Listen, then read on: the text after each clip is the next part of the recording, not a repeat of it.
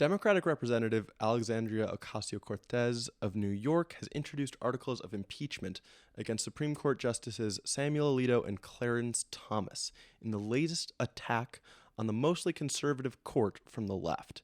What are these articles of impeachment for? So AOC is basically saying that Alito and Thomas are corrupt, and she's using evidence that they have received gifts and financial compensation from large billionaires that they have not properly disclosed. Mm-hmm. And because they failed to disclose these things, technically what they've done is illegal. If they were a lower district court, they would have been fired. They would have been thrown in jail for what they've done if they were in a lower district court. However, the rules are murky for Supreme Court justices just because it's never been enforced. No one knows what to do. And there isn't this hard ethical code of conduct that the justices on the Supreme Court really have to abide by. And it's something that Dick Durbin, the leader of the Judiciary Committee in the Senate, is trying to get implemented, but as we'll talk about later, it's not successful. And so AOC kind of sees this as the last ditch effort to try to get people in the public to really see what the hell is going on with one of our most powerful branches of government. So what are the actual accusations against Thomas and Alito? So I'll go through what's going on with Thomas first, but he has a whole host of scandals related to gifts and vacations received from billionaires, and specifically from Harlan Crow, who was this Republican mega donor. These trips and these gifts appear nowhere on Thomas's financial disclosures, which is one of the big cruxes in this whole problem. Members of Congress, for example, are generally prohibited from taking gifts worth $50 or more and need pre-approval from ethics committees to make any types of trips. And Thomas just has gone on these trips accepted from Crow and accepted these gifts willy-nilly, no problem. In addition to this, Crow has given $500,000 to a Tea Party group, which is a far-right group in the United States that's founded by Ginny Thomas, his wife, and that Tea Party group pays her a salary of $120,000. So that's another thing. In addition, Thomas's wife was deeply involved in the events of January 6th. Ginny Thomas specifically texted Mark Meadows, Trump's chief of staff at the time, repeatedly urging him to overthrow the 2020 election results and called it the greatest heist in our history. And he did not recuse himself from the January 6th related immunity case that was recently decided on. She sees that as blasphemous. Yeah. And so that is basically the crux of Thomas's problems. Getting money from billionaire donors, not disclosing it, going on trips funded by billionaire donors, not disclosing it, his wife getting money from billionaire donors, not disclosing it, and his wife directly talking about the 2020 election and her desire to have it overthrown with Donald Trump's chief of staff while Thomas is still presiding over cases related to January 6th. So that's Thomas. Got it. Okay. Now, Alito is pretty much no better. The Supreme Court justice went on a vacation in 2008 at a luxury fishing lodge that charges about $1,000 a day. Paul Singer, which is a big billionaire, paid for all of it. The chartered plane that he used to get to Alaska cost about $100,000 one way. After this, Singer's hedge fund came before the court at least 10 times in cases where his role was often covered by the legal press and mainstream media. And in 2014, the court agreed to resolve a key issue in a decade-long battle between Singer's hedge fund and the nation of Argentina. Alito did not recuse himself from the case and voted in the 7-1 majority. The hedge fund was ultimately paid $2.4 billion. Wow. This Alito trip in 2008 was not indicated anywhere in his financial documents, indicating that he broke the law related to federal law that requires justices to disclose most gifts, according to ethics law experts. So these are where AOC is coming from. That makes sense. I feel like in the past, allegations or evidence that comes to light of these kinds of transgressions might pretty easily pressure political figures to step down. Why do you think that they're not? I think I think the court has become way too partisan for the American people to care about all of this corruption that may be happening, because they at least perceive it as, at least it's on my side. And that's what I think is going on. Or at least half of people think that they're on their side. Right. What I'm saying is, like, the conservative people who may have in the past been against this type of blatant corruption now think, I'd rather have corruption than a Biden appointee. Yeah. And that's what's happening now. It's not about the integrity of the people actually sitting in those chairs and wearing those robes anymore. Because the truth is, the integrity is already dead. The Supreme Court is a hyper-politicized body, and pretending it is anything but that is just being ignorant to the reality of the situation. And you're doing nobody any favors by pretending that these people who put on their robes and pretend to be philosopher kings are truly these above brow, perfect human beings who can see beyond the partisan whims of the nation. It's not possible. I do want to put a little tangent in here of a kind of pushing back, because the New York Times today came out with an article about Justice, Barrett? Yes, Amy Coney Barrett, who has sided with the liberal justices in a lot of dissents in this session, in important dissents, including in the big case that we're going to talk about soon, deciding that Donald Trump has some measure of immunity. So I wonder if that's not true across the board. I will say, I feel like Thomas and Alito have generally been like the specific bad apples. Yeah. Like where Kavanaugh will sometimes side with the liberals. Roberts sides with the liberals a decent amount. I mean, Roberts is still certainly conservative. But Thomas and Alito, to me, feel specifically like they are in the pocket of conservatives. Yeah. There's actually a huge difference. And when I read a lot of Supreme Court cases recently. When I read Gorsuch's opinions and concurring opinions, I'm impressed with his level of knowledge, his line of argumentation. It comes across to me as genuinely good faith when I read Gorsuch's stuff. Kavanaugh, I'm not as impressed, but again, I will say it's not as blatantly partisan as I would have expected. Barrett, somewhat the same. However, I just have massive fundamental disagreements with her. When it comes to Thomas, and when I read what Thomas writes, I do not feel the same type of respect that I get when I read Gorsuch's stuff.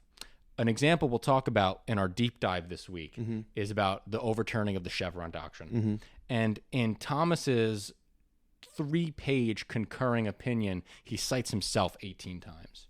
Wow. That's gross. I hate that. That doesn't. It's like he's.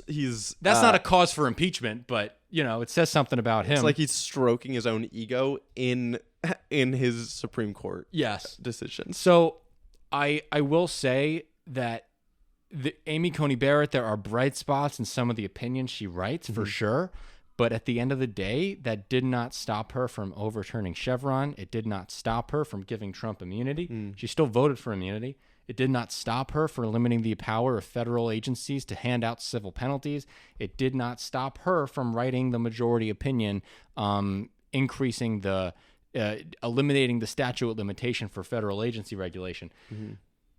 The truth is that these court justices are ideologues, and they come from that position, and that's fine as long as we all accept that and know that.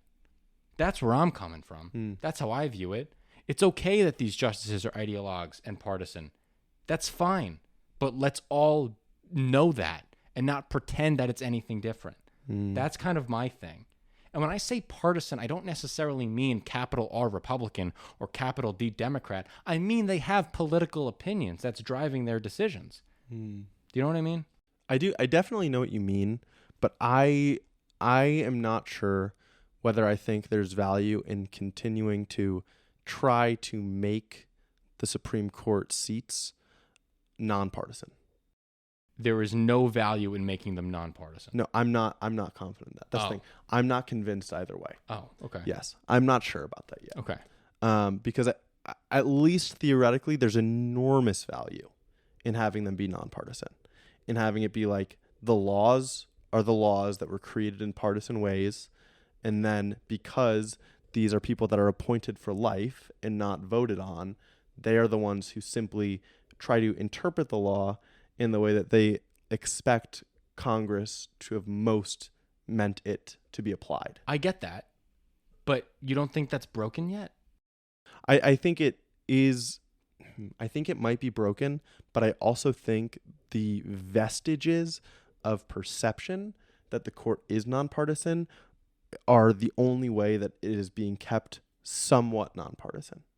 I don't even get that, dude. It's a body that's acting in a nonpartisan way, and so pretending that it's nonpartisan gives us what? It gives us the chance that it becomes more nonpartisan over time. And maybe it moderates the partisanship that we currently see. We don't know how these decisions would be different if the court was outwardly acceptably partisan. And they could be. They could be worse.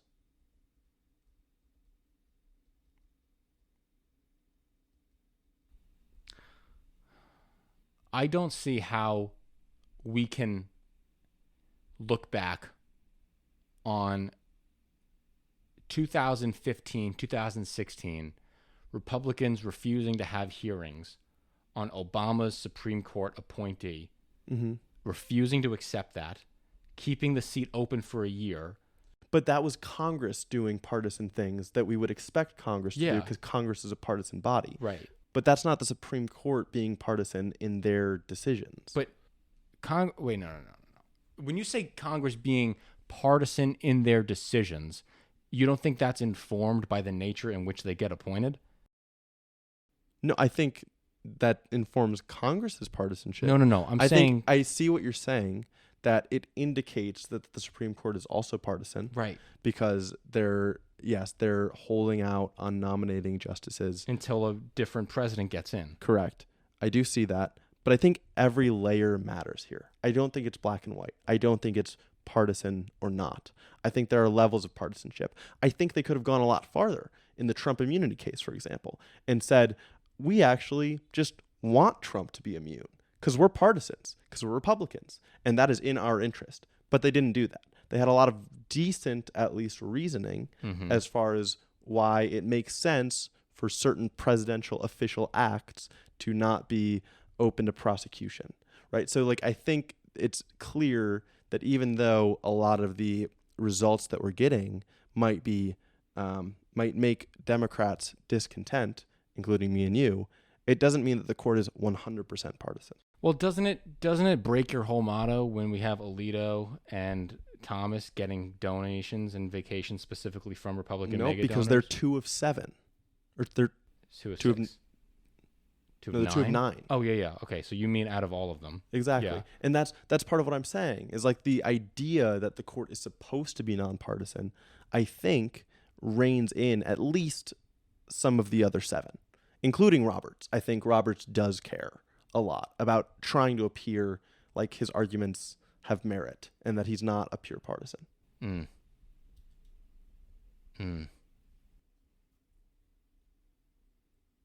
don't think so?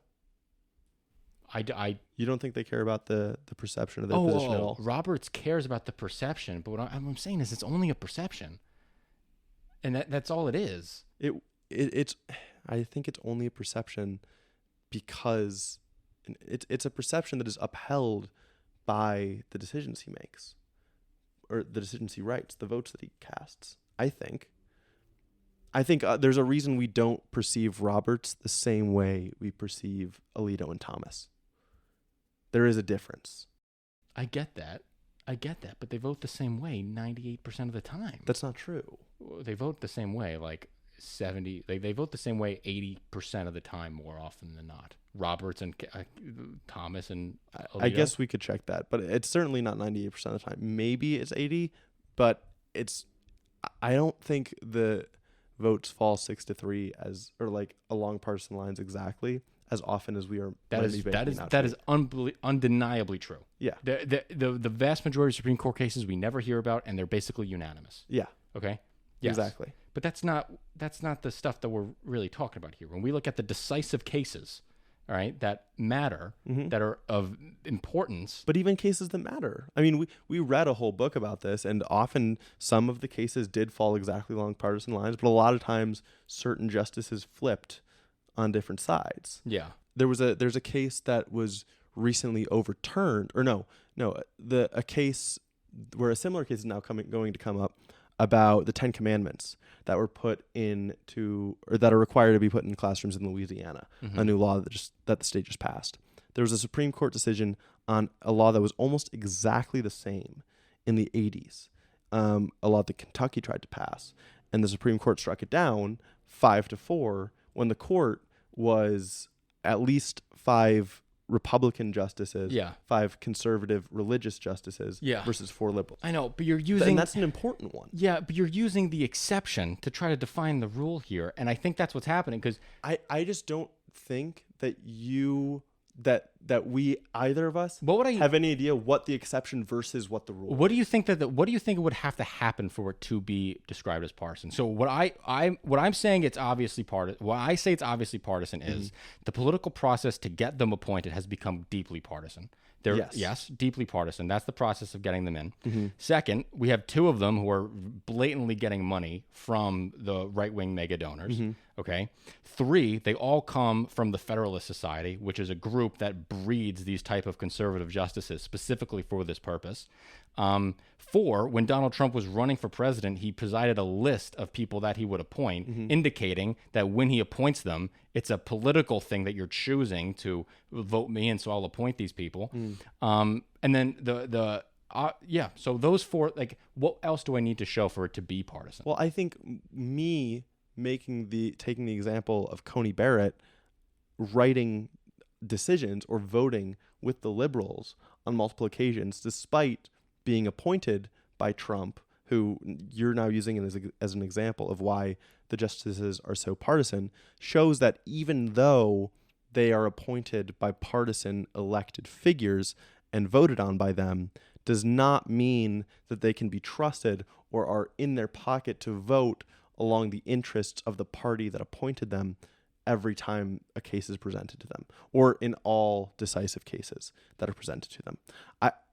I'm not saying it's nonpartisan. I'm just not saying it's completely partisan, and I'm saying I'm not sure that there's no value in trying to maintain it as a nonpartisan thing. If we backed up, are you saying, how could I prove to you that they are partisan? You could show me the actual stats on cases and try to argue. But I would need time to see what I could find to refute you. Yeah, that's fine. But what I'm saying is the evidence that you need to see is what? Does it need to be like 100% Amy Coney Barrett voting with conservatives? Does it need to, like, what is, like, when you say how often they vote one way, what I'm asking, like, so what is... Probably 70. Okay.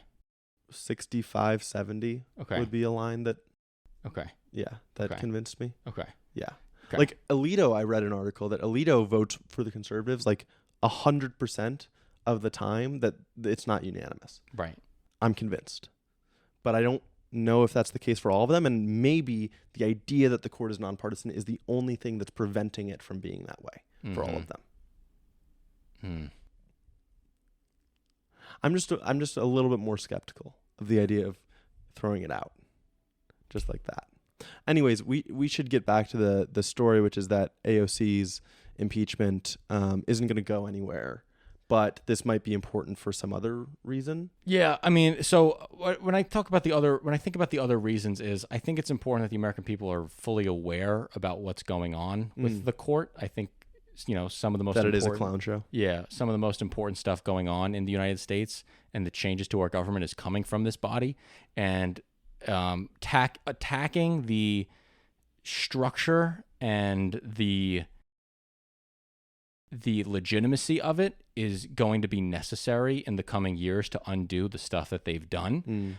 Senator Dick Durbin from Illinois is basically going at Supreme Court Justice, Chief Justice Roberts with kid gloves. He calls him in for some type of, to figure out how can we punish Supreme Court justices who go against the ethics rules, and Chief Justice Roberts declined the invitation, saying that it would break separation of power concerns. So Roberts is not going to be meeting with Dick Durbin to talk about any form of punishment that could happen. Could Congress? Do you know what Congress could do besides impeachment? No, I don't know. I think the only thing they can do is impeachment or stack the court, and they or won't do some type of judicial reform, which needs to happen. Judges need to have term limits. Judges need to have maximum ages. There needs to be different. There needs to be different ways of appointment on how you get onto the bench. I mean, I don't know. As much as Israel has their problems, and they have many, but they have a pretty good Supreme Court justice system where a third of it is appointed by like bar judges. If you want to talk about making it a nonpartisan body, how about we allow experts in the law to appoint them, not political actors, right? Yeah, if you want to make it truly nonpartisan, do it that way. I like that idea.